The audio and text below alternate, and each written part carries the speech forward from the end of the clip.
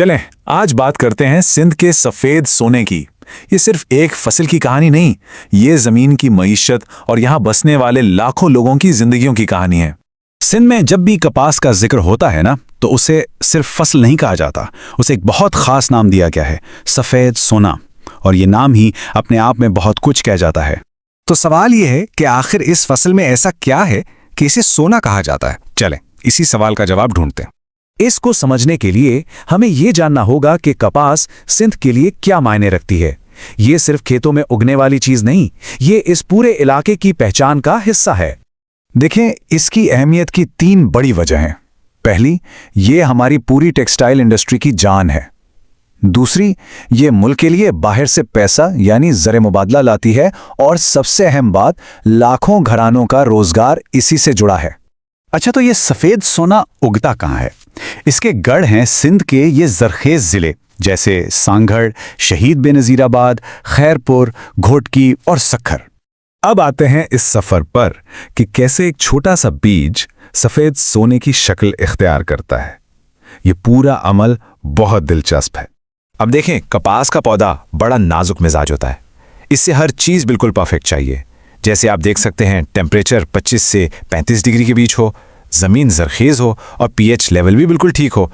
जरा सी भी गड़बड़ हुई तो समझे पूरी फसल खतरे में पड़ सकती है। तो कहानी शुरू होती है जमीन की तैयारी से। किसान सबसे पहले गहरा हल चलाते हैं, जमीन को बिल्कुल हमवार करते हैं, फालतू जड़ी बूटियां निकालते हैं और बीज के लिए एक नरम बिस्तर तैयार करते हैं। यही वो बुनियाद है जिस पर फसल खड़ी होती है। इसके बाद बारी आती है बुवाई की। इसका सही वक्त है अप्रैल से जून। और सबसे अहम चीज है बीज का इंतखाब। ज्यादातर किसान अब तस्दीकशुदा बीटी कॉटन इस्तेमाल करते हैं। ये वो खास बीज हैं जो फसल को कीड़ों, खासतौर पर सुंडियों से बचाने में मदद देते हैं। पौधे को बड़ा होने के लिए पानी और खुराक यानी खाद दोनों की जरूरत होती है, लेकिन यहाँ तवाज़न बहुत जरूरी है। न बहुत ज्यादा पानी देना है, न बहुत कम। बिल्कुल इसी तरह खाद का इस्तेमाल भी हिसाब से करना होता है ताकि पौधा सेहतमंद रहे। लेकिन जैसा हर अच्छी कहानी में होता है, यहाँ भी कुछ विलन है। हमारे हीरो यानी कपास के पौधे को बहुत से दुश्मनों का सामना करना पड़ता है। ये सफर वाकई आसान नहीं है।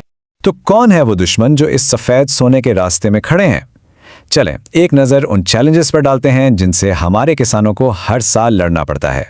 तो ये हैं वो दुश्मन जिनका कपास की फसल को सामना करना पड़ता है। गुलाबी सुंडी और सफेद मक्खी जैसे कीड़े तो हैं ही, साथ में लीफ कर्ल वायरस जैसी बीमारियां भी हमला करती हैं। और फिर ऊपर से मौसमियाती तब्दीलियां, पानी की कमी और कभी-कभी मालूमात की कमी, ये सब मिलकर इस जंग को और भी मुश्किल बना देते हैं।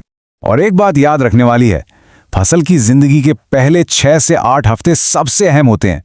इस वक्त पौधा बहुत छोटा और कमजोर होता है, और अगर जड़ी बूटियों का कंट्रोल ना किया जाए तो वो उसकी सारी खुराक खा जाती हैं। लेकिन हर मसले का हल होता है। अब देखते हैं कि वो क्या तरीके हैं, क्या हिकमत अमली है जिससे हम इस सफेद सोने का मुस्तकबिल रोशन बना सकते हैं। तो हल क्या है? यहाँ 4 अहम बातें हैं। सबसे पहले तो अच्छा तस्दीकशुदा बीज इस्तेमाल किया जाए। फिर खेती-बाड़ी के नए और जदीद तरीके अपनाए जाएं, किसानों को ट्रेनिंग दी जाए, और सबसे जरूरी, पानी का इस्तेमाल बहुत सोच समझकर किया जाए। तो आखिर में बात वही है कि सिर्फ बीज या टेक्नोलॉजी काफी नहीं, सही इल्म, कड़ी मेहनत और दुरुस्त हिकमत अमली ही इस सफेद सोने को आने वाली नस्लों के लिए महफूज बना सकती है। और अब हम आपके लिए एक सवाल छोड़े जा रहे हैं। जरा सोचिएगा कि इस सफेद सोने के मुस्तकबिल को बचाने में आपका, हमारा और पूरे मुआशरे का क्या किरदार हो सकता है। हमारे साथ इस सफर में शामिल होने के लिए बहुत शुक्रिया।